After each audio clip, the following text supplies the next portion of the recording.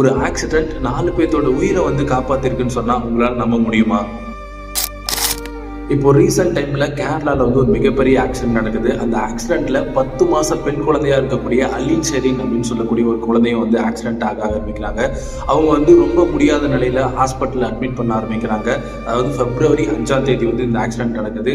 உடம்புக்கு ரொம்ப முடியாத நிலையில அந்த குழந்தை வந்து 13ஆம் தேதி இறக்குறாங்க. இறந்ததுக்கு அப்புறமேட்டு வீட்டில் இருக்கக்கூடிய எல்லாரும் என்ன பண்றாங்க அப்படின்னா தன்னோட குழந்தையோட உடல் உறுப்பை தானம் பண்ணிடலாம் அப்படின்னு நினைக்க ஆரம்பிக்கிறாங்க.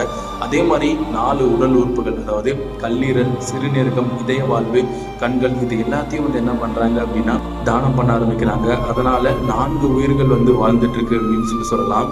அந்த குழந்தையோட போட்டோ பார்க்கும்போது எப்படி இருந்துச்சு அப்படின்னா, நான் இறந்ததுக்கு அப்புறமேட்டும் கூட மற்றவர்களோட உடல்ல வாழுவேன் அப்படின்னு சொல்லி அந்த கண்கள்ல தெரிஞ்சது. நாம இப்போ இருக்க காலகட்டத்துல பிளட்டை டொனேட் பண்றதுக்கே வந்து யோசிச்சுக்கிட்டு இருக்கோம். ஆனா இந்த குழந்தை வந்து வெறும் 10 மாசத்திலே வந்து உடல் உறுப்பை தானம் செஞ்சிருக்காங்க. எனக்கு தெரிஞ்ச அளவுக்கு இந்தியாவில் வெறும் 10 மாசத்துல வந்து உடல் உறுப்பு தானம் செஞ்சது அலீன் ஷெரீன் மட்டும்தான் நான் நினைக்கிறேன்.